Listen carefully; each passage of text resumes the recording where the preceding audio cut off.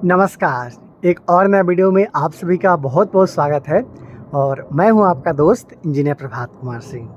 दोस्तों, डेली की भांति आज एक और वीडियो लेकर मैं आप लोग के लिए हाजिर हो गया हूं और आज की इस वीडियो में मैं आप लोग को एक बनते हुए घर के लिए बनाया जा रहा जो किचन का काम है इसके बारे में बताना चाहता हूं, दिखाना चाहता हूं।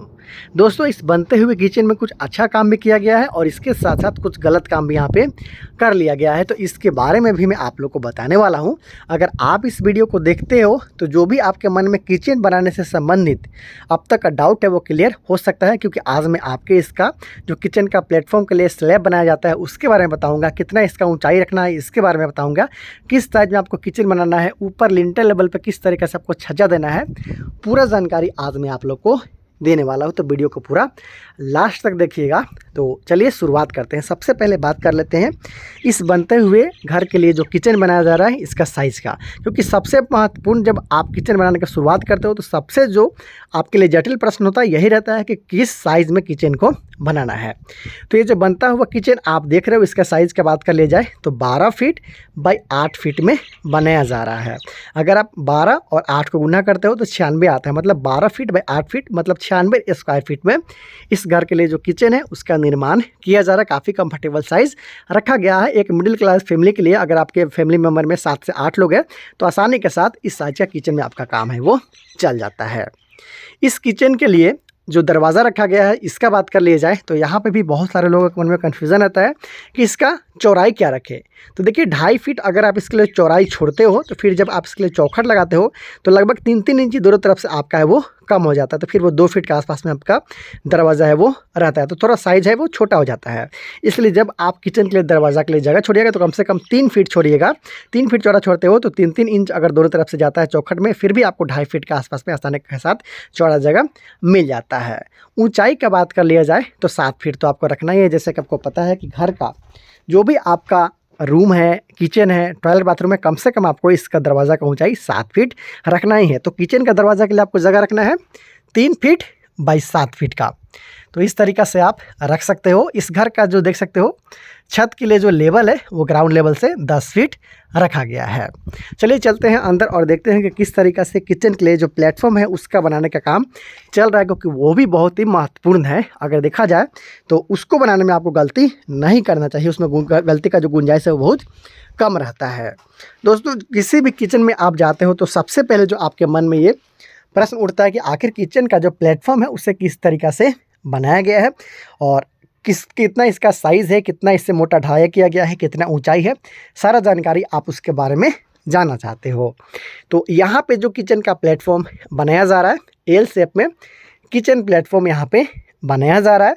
34 इंची का यहाँ पे हाइट इसके लिए लिया गया है, काफ़ी अच्छा हाइट है।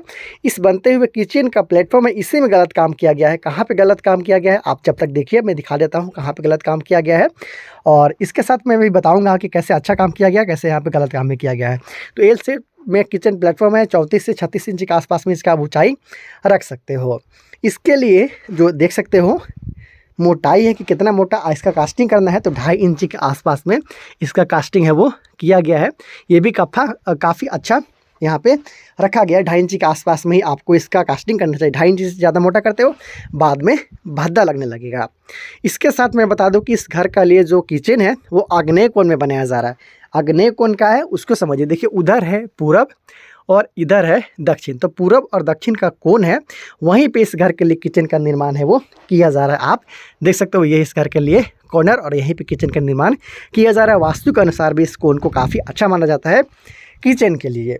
अब बात कर लेते हैं कि जो इस किचन के लिए जो स्लैब लगाया गया है किचन प्लेटफॉर्म के लिए इसका चौड़ाई क्या हो। इसका चौड़ाई दोस्तों कम से कम आपको 20 से 24 इंची के आसपास में रखना है। कम से कम 20 इंची रखना है चौड़ाई और ज़्यादा से ज़्यादा 24 इंची रखना है, मतलब 2 फीट तक मैक्सिमम आपको लेना है। इससे ज़्यादा चौड़ा करते हो तो फिर वो भद्दा लगने लगता है। यहाँ पे भी 2 फीट का चौड़ाई के साथ साथ इस किचन का निर्माण है वो किया जा रहा है, आप देख सकते हो प्लेटफॉर्म का। लेकिन यहाँ पे जो सिंक के लिए जगह छोड़ा गया है, यहाँ पे गलत काम किया जा रहा है, अभी बताऊँगा। उसके साथ साथ देखिए कि पूरब की दिशा में इस घर का किचन के लिए लगभग 2.5 फीट बाई 4 फीट का यहाँ पे विंडो का इस्तेमाल है वो किया गया है।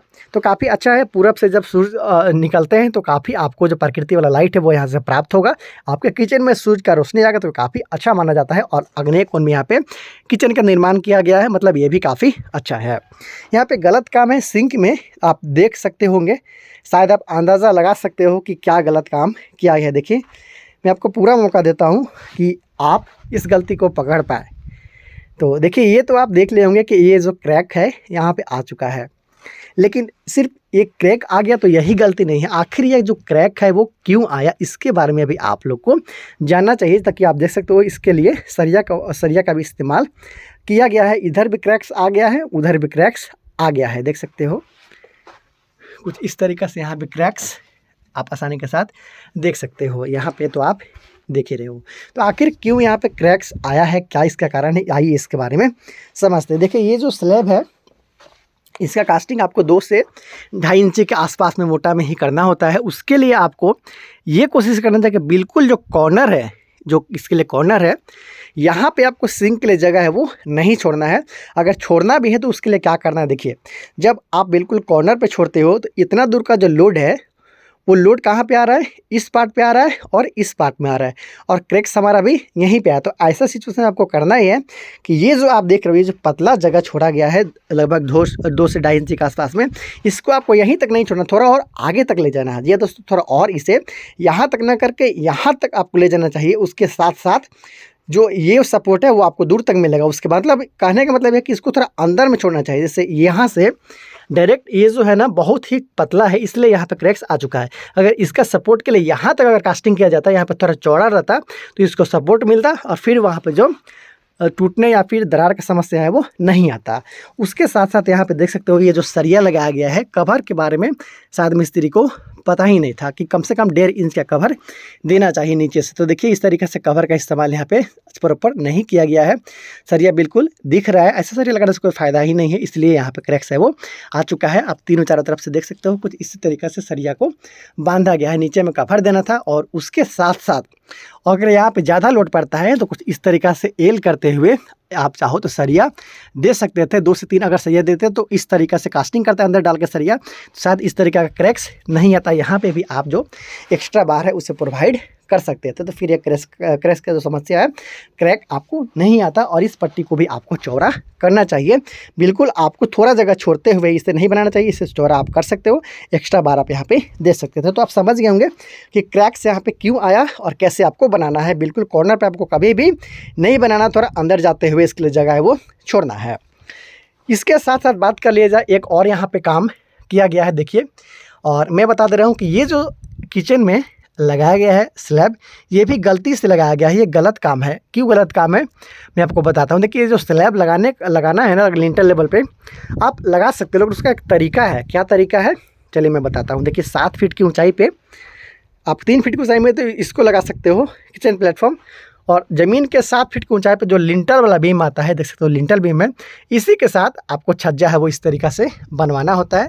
ये देख सकते हो 1.5 फीट के आसपास में इसके लिए जो छज्जा है वो बनाया गया है। इसका जो मोटाई है वो लगभग 3 इंच के आसपास में रखा गया है। काफ़ी अच्छा है, क्योंकि इस पर ज़्यादा लोड आ सकता है। आप किचन से संबंधित इसमें सामान है वो रख सकते हो। एल शेप में यहाँ पर निर्माण किया गया है, लेकिन जिस शेप में आपका किचन का प्लेटफॉर्म है उसी शेप में आपको उसी के जस्ट ऊपर छज्जा नहीं बनवाना है, जैसा कि यहाँ पे बनवाया गया है। आपको छज्जा बनवाना किधर से है, आप ये जो है जहाँ पे आप चूल्हा रखने वाले हो उसके जस्ट ऊपर अगर आप कुछ इस तरीक़ा से स्लैब बनवा देते हो तो आप कॉमन सेंस भी लगा सकते हो कि यहाँ पे जब आप चूल्हा लगाते हो, खाना बनाते हो, तो उससे निकलने वाला जो धुआं है, धुआं कहाँ पे जाएगा, देख सकते हो यहाँ पे चूल्हा रखते हो, धुआं कहाँ पे जाएगा, बिल्कुल यहाँ पे जाएगा। उसके बाद बहुत कम चांसेस है कि वो इस तरीक़े से मुड़ते हुए उधर जाए। तो दोस्तों, क्योंकि जो एग्जॉस्ट फैन लगा हुआ है ऊपर में लगा हुआ है, तो वहाँ जाके तभी तो वो बाहर की तरफ खींचेगा। लेकिन ये जो धुआं यहाँ से उठेगा उसके साथ साथ यहाँ पे टकराते हुए फिर आपका आँख की तरफ आ सकता है। तो ऐसा आपको बिल्कुल भी नहीं करना है, क्योंकि निकलने वाला जो धुआं रहता है उसको रोकने का काम करता है। इसके बनाने का तरीका ये है, आप एक बात हमेशा गांठ मान लीजिए कि अगर आपको किचन स्लैब के ऊपर में एक और स्लैब या फिर छज्जा बोल लीजिए इस तरीक़े से कास्टिंग करना है, तो इसी के जस्ट ऊपर उसी शेप में आपको नहीं ढलाई करना है। जैसे कि आपने इस तरीक़े से बनाया है स्लैब, तो आपको जो इसके लिए छज्जा बनाना होगा वो इस तरीक़े से बनाना होगा कि वहाँ से छज्जा बनाना शुरू करना होगा इस तरीक़ा से। उसके साथ साथ इधर छज्जा नहीं है तो फिर आप इधर भी ले सकते हो या फिर यहाँ तक भी आप ले सकते हो, लेकिन जो आपने जस्ट उसके ऊपर लगाया है वैसा आपको छज्जा नहीं लगाना है।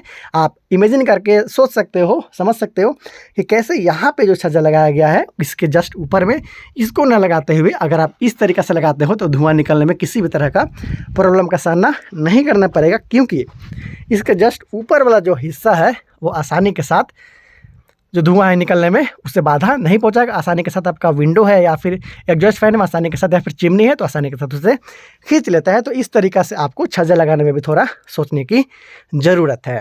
तो देखा आपने कि यहाँ पे गलती किया गया है, उसके साथ साथ इस घर का जो छज्जा है उसमें भी गलती काम कर लिया गया। हालांकि ये बहुत बड़ा गलती नहीं है, लेकिन आप जब बनाए, जो आपका पैसा उतना ही खर्चा हो रहा है तो फिर आप गलत काम क्यों करवाओगे। मिस्त्री को आप पहले ही बता दो कि इस तरीक़े से हमें छज्जा निकालना है। बहुत बार देखा गया है कि लोग पहले से तैयारी करते हैं, लेकिन जब घर बनाने का बारी आता है उस समय वो ढीला पड़ जाता है, उसको समझ में नहीं आता है कि किस तरीक़े से काम करवाना है।